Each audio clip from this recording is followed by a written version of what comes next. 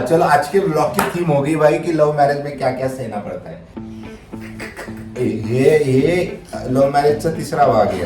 हे तुम्हाला जर लव मॅरेज करायचं असतील ना अशा गोष्टी सहन करायला लागतील।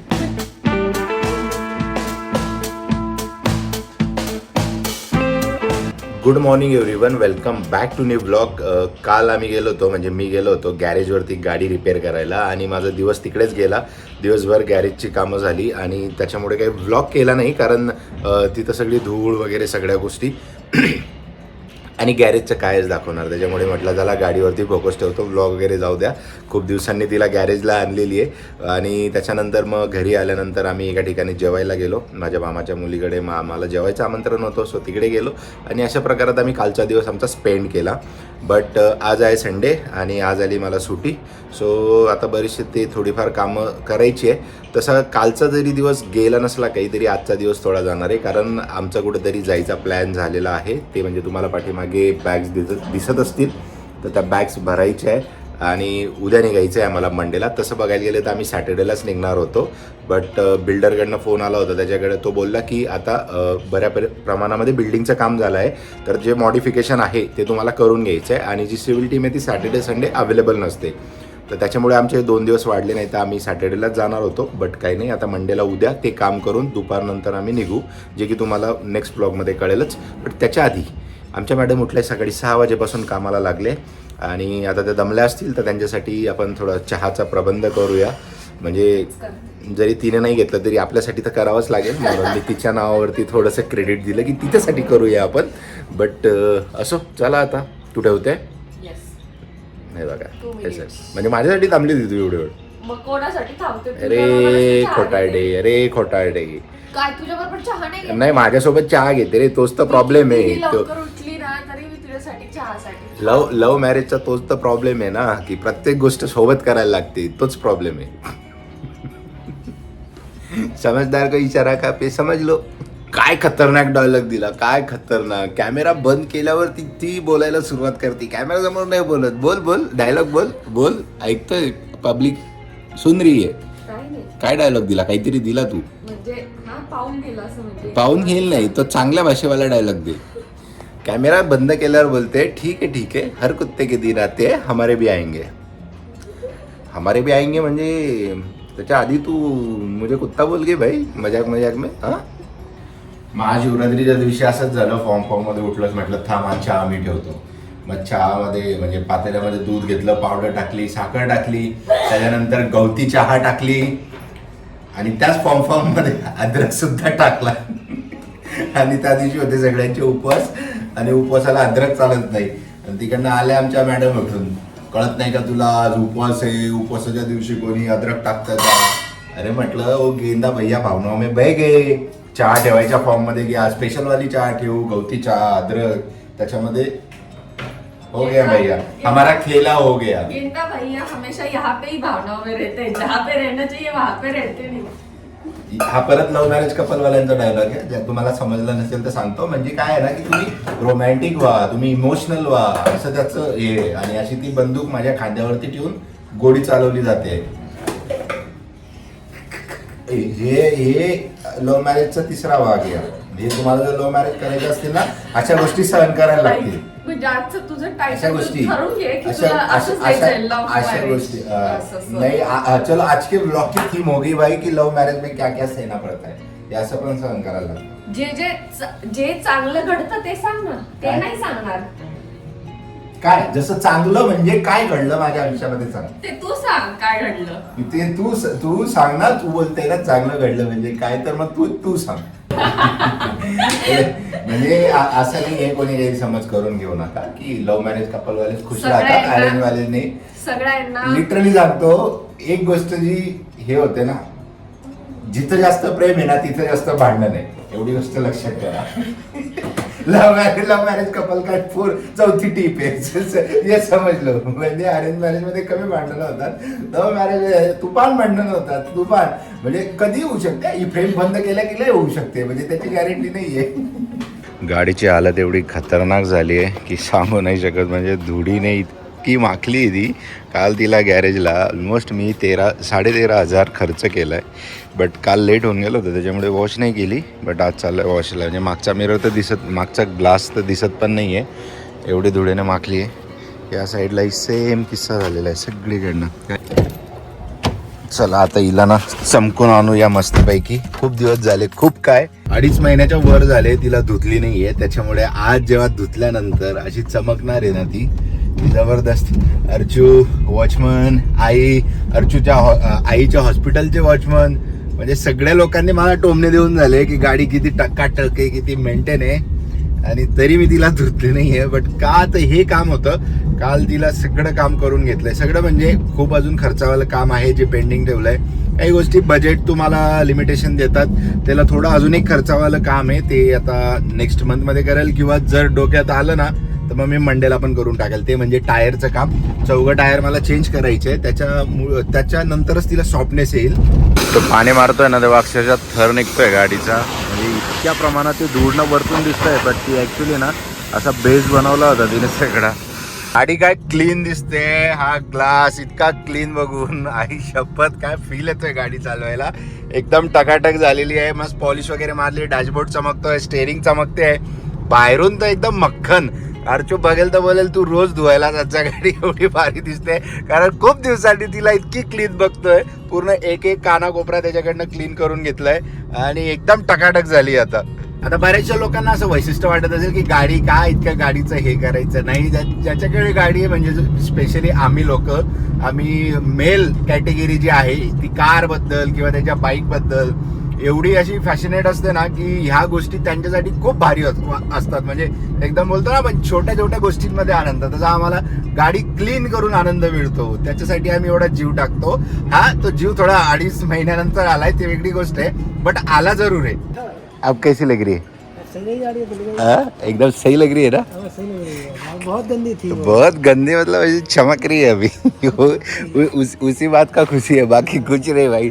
एक तुमने मेरे को उस दिन ये दिया कि गाड़ी धो लो करके. अच्छा लग रहा है. फिर मेरे घर वाले तो बोल ही रहे थे. फिर उधर जाता हूँ मैं ऑफिस के, उधर के भी वॉचमैन वही बोल रहे थे कि भाई गाड़ी कितने दिन से नहीं धुए करके. मुहूर्त निकाल लिया उसका अभी. अच्छी लग रही चमक रही है ना, नई जैसी लग रही है ना पहले के. हो गई, अच्छी लगने लगी है.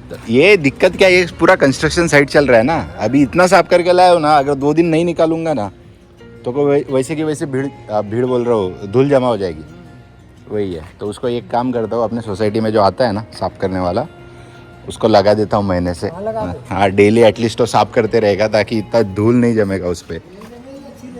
ये तो पीछे का कुछ दिख ही नहीं रहा था, अब जाके दिख रहा है. कहीं का नहीं दिख रहा था, मुझे देखता था ना तुम जब जाते थे तब मेरे किनारे पानी मार लेते. आता जे मला म्हटलंय ना की गाडी साफ करून घे, गाडी खूप मातीची दिसते, त्यांना सगळ्यांना आता जाऊन दाखवेल की कशी वाटते. आता राहिला अर्चूज आणि आईचा नंबर, आणि त्याच्यानंतर जो हॉस्पिटलच्या पार्किंगमध्ये जो वॉचमॅन आहे ना त्यांचा नंबर, त्या काकांचा नंबर, तर त्यांना पण दाखवेल. आता चुन के बदला लेना आहे, म्हणजे चुन के. 2 दिवसापासून ना मला काय झालंय काय माहिती, मला ना आमच्या साईडचे आयटम म्हणजे खांद्याचे आयटम खायची खूप इच्छा आहे. काल जसं मी सांगितलं मामाच्या मुलीकडे जेवायला गेलो होतो, तिने पण प्रश्न विचारला होता की काय बनवू जेवायला. तर मी तिला बोललो वरण भात, म्हणजे वरण चपाती आणि कांद्याची भाजी. हा आमच्याकडे मोस्टली केला जातो हा पदार्थ, कांद्याची भाजी. आणि बऱ्याचशा लोकांना ऐकून थोडं नाव वाटेल, बट येस, कांद्याची भाजी आमच्याकडे खूप आवडीने खाल्ली जाते.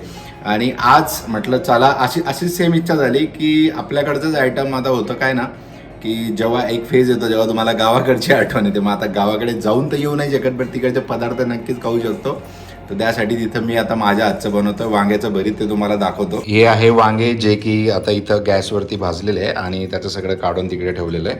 आता याला इथून कट करेल आणि स्मॅश करेल. आणि मेन इन्ग्रेडियंट जे असतं ना वांग्याचं भरीत, तुम्ही काय म्हणता, आम्ही जे बोलतो की खांदे स्पेशल, तर एक मेन गोष्ट तुम्हाला आज मी सांगतोय, आम्ही वांग्याच्या भरतामध्ये कधीच कांदा टाकत नाही, कांद्याची पात टाकतो.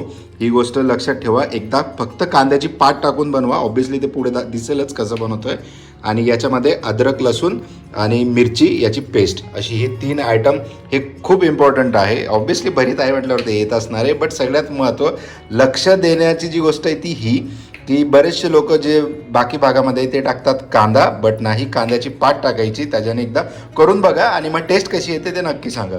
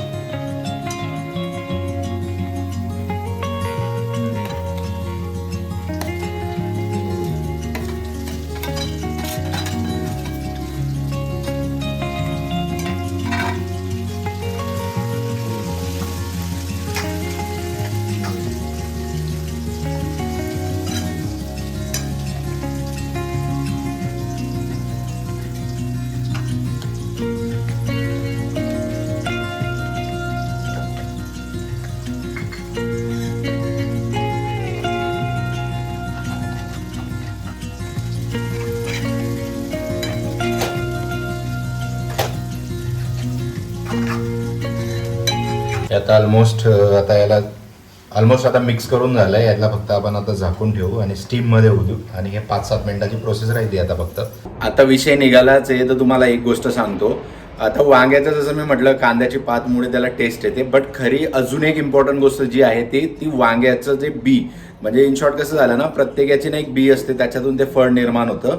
तर वांगे आता बऱ्याचशा भागांमध्ये होतात, बट आमच्याकडचंच वांग्याची टेस्ट अशी वेगळी काय येते तर त्याच्या मागे मी ऐकलेली थेअरी अशी आहे की जेव्हा संत तुकाराम मुक्ताबाईला, जे 4 भाऊबंड होते त्यापैकी मुक्ताबाई एक बहीण होती आणि ती होती मुक्ताईनगरला, आणि जेव्हा ते मुक्ताबाईला भेटायला आले होते तेव्हा एक भेट म्हणून त्यांनी एक बी दिली होती आणि ती बी ज्या फळाची होती ते म्हणजे वांग, आणि त्याच्यामुळे जळगावचं जे वांग आहे ते वेगळं आहे आणि त्याची टेस्ट वेगळी येते.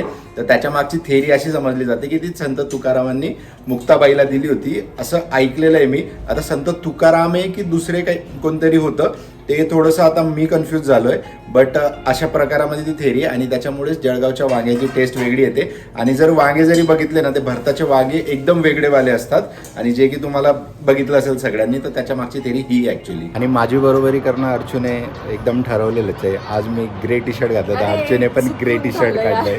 आता ते चुकून झालंय की माझं बघून घेतलंय ते तुला माहिती, म्हणजे लव्ह मॅरेज भाई, लव्ह मॅरेज. आज के ब्लॉग की थीम लव्ह मॅरेज. चुकून झालं, खरंच सांगतो. आज के ब्लॉग की थीम लव्ह मॅरेज. आम्ही सोडणार नाही, आम्ही बरोबरीने जाऊ, जिथं जाऊ तिथं सोबत जाऊ. आता दोघंचे दोघं न काही बोलता माझ्या पाठीमागे येणार आहे. आता तुम्हाला एक गोष्ट मी दाखवणार आहे. मी खूप टोमणे ऐकले, आता नंबर तुमचा आहे. मला माहिती तू सकाळी कुठे गेला. मी कुठेही गेलो असलो तरी आता नंबर माझा आहे. अभी चुन चुन के बदला लिया जाएगा. असे टोमणे मारायचे आहे मला आता, खतरनाकवाले. त्याच्यामुळे आता लाईनीमध्ये या, लाईन से आओ भाई, लाईन से आओ. एक के पीछे एक चलो, लाईन से आओ. बघा आता, सांगा आता काय बोलायचं आहे तुम्हाला. काय नवीन झाली. कशी चमकते हा आता कशी चमकते. आधी ओपन करतो ना. काय आता तोंड नाही उघडायला पाहिजे, गाडी धुवायची काय. अजून एक जण बाकी, कोण माहिती का, तुझ्या हॉस्पिटलचा वॉचमन. बाहेर थोडा वेळ निघायला गेलं की रस आठवतो, नाही तर लिंबू पाणी आठवते. आणि आम्ही पाण्याची बॉटल घेऊन आलो होतो आणि आमच्या मॅडम कुठेतरी विसरून आल्या त्या. आमच्या मॅडमने मी साडीचं एक्सचेंज करताना तुझ्या हातात दिलेले. म्हणजे एक्सचेंज करताना मी मोबाईल सांभाळायचा, पाण्याची बॉटलही सांभाळायची, नंतर साड्या सिलेक्ट केल्यानंतर त्या साड्याही घ्यायच्या, त्याचं बिलही करायचं आणि नंतर लयमही ऐकायचं. चल गुड, सीख गए. लव्ह मॅरेज भैया जी, लव्ह मॅरेज. विदाऊट बर्फ आहे तर त्याची टेस्ट जाणवते, थंड लागत नाही आहे. बट असं हां नाही, कारण काय होतं ना, बर्फावाला आपण जेव्हा पितो ना तेव्हा तोंडाला तर थंड वाटते, बट रस पिल्यासारखं वाटत नाही आहे. बट याच्यामध्ये छोटा ग्लास आहे, 0.5 मोठा दिसतोय, बट तरी पोट भरल्यासारखं जाणवतंय. बर्फ नाही आहे, काही पाणी नाही आहे, काहीच मिक्स नाही आहे, प्युअर रस.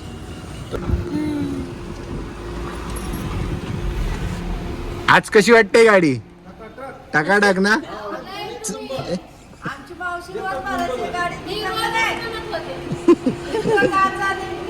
मला कमीत कमी 10 लोकांनी बोलले गाडी खूप चमकते. म्हटलं आता गाडी चमकूनच आणतो.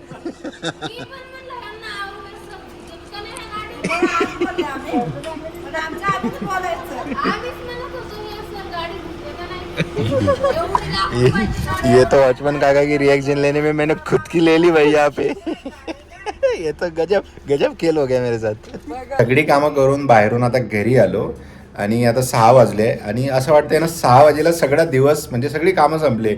आता करायचं काय, संडे म्हटल्यावर घरी बसून कसा दिवस पास करायचा आणि आता करायचं काय याच्यावरती आम्ही डिस्कशन करू. आणि या डिस्कशनमध्ये लागली चहाची तलब, कारण टाईम झाला आहे चहाचा. जरी बॉडी काहीतरी थंड मागत असेल, निंबू पाणी किंवा नॉर्मल पाणी जरी थंड पी थोडा वेळ, बस तिला भूक लागली ती चिवडा खाते. दुपारचं भरीत खाऊन तिचं पोट नाही भरलंय, जरी 3.5 चपात्या खाल्ल्या तिने भरतासोबत, ती वेगळी गोष्ट आहे, तरी तिला भूक लागली आहे. 3.5च खाल्ल्या ना. अरे 3.5 खाल्ल्या. इतना झूठ बोलेगी कॅमेरा पे. 6.5 खाल्ल्या. हे बघ लगेच आई, तू तर बाजूच घे रे बाबा, तू तर बाजूच घे. लहान लहान चपाते, तू तर तिचीच बाजू घे. म्हणजे काय तू काय दहशत केली का काही आईवरती? काही औषध दिलंय का तू? म्हणजे मुलाची बाजू न घेऊन तुझी बाजू घ्यायला लागली आई डायरेक्ट. ती बोलत नाहीये तिकडनं आई बोलते नाही नाही लहान लहान चपात्या होत्या त्या खाल्ल्या असतील 3:30.